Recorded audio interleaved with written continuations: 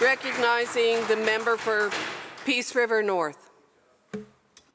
Thank you, Honourable Speaker. I'm pleased to take my place today to talk to this motion brought forward by my colleague from Surrey, White Rock. And why did we bring this motion forward today? Well, it's because this NDP government has made the housing crisis beyond critical.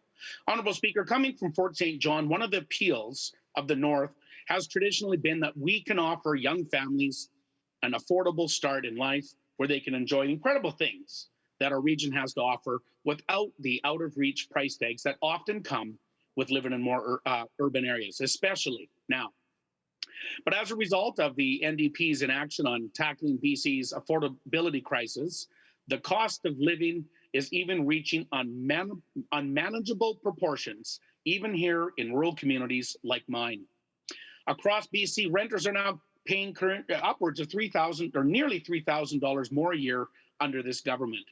Add to this, the skyrocketing cost of living has created a dire situation that has exponentially gotten worse over the past 5 years. Honourable Speaker, this was the sixth budget recently introduced by this government.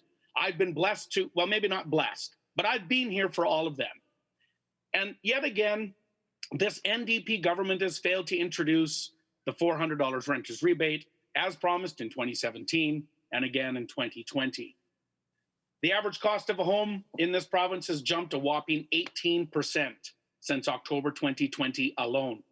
It would currently take, as we've heard, a British Columbian 36 years to save for a down payment on a typical Vancouver home. And it doesn't look a lot better in the interior and the north. Even areas in the Peace region, housing prices are up nearly 50% year over year. You know, what was once a refuge for young BC families seeking an affordable start, the Peace region is now being plagued by the same affordability challenges that are being seen in our urban areas. It's not just the basic cost of housing and rentals that are being impacted. The latest budget from this government seems to go out of its way to penalize rural British Columbians living up in communities like mine. And it makes life less affordable simply because of where they've chosen to call home. Honourable Speaker, there is no replacement in this budget, or has been seen since they removed it, for the Rural Dividend Fund, a fund which was set up to help cater career and economic opportunities for young British Columbians looking to live in rural BC. The NDP also seems determined to punish rural BC simply for how they keep their homes warm and cozy in the winter, as where I am right now. You know, while Vancouver and Victoria might experience a few weeks of snow speckled here and there, winter brings with it a whole new set of challenges in Fort St. John and throughout the north. Our natural gas industry does more than bring jobs and opportunities to our region. It helps keep food on our tables, and it is what keeps our homes, businesses, and communities warm, so we can endure the long winters that can bring snow up to our waist and minus 40 for weeks on end. Yet this government has chosen to increase sales tax on fossil fuel-based heating systems from 7 to 12%, another attack on rural and interior BC. One electric system might suffice for winters in Vancouver, Victoria. Electric heat pumps need to be cold rated for the weather in northern BC, adding significantly to the cost. And a gas fire appliance is critical to augment this electric system beyond minus 25, which is a nice warm spring day up here. Rural communities depend on gas heating system. It's not an option, and this tax increase penalizes homeowners for simply wanting to stay warm.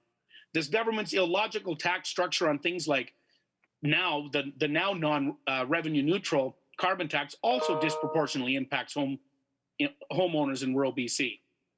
The previous government launched the Homeowner Benefit Fund with the revenue neutral carbon tax that recognized northern and rural communities face a different challenge when heating their homes. But when the NDP decided to not make the carbon tax revenue neutral, well, it now pockets the difference instead, once again, leaving rural communities literally out in the cold. You know, my point here, Honourable Speaker, as I'm wrapping up, isn't just this government's failure to meet the housing supply targets that have led to an affordability crisis. It is their mountain of taxes, their lack of rural supports, and a whole slew of actions that have had a direct impact on the affordability in northern and rural BC as well as the average British Columbian.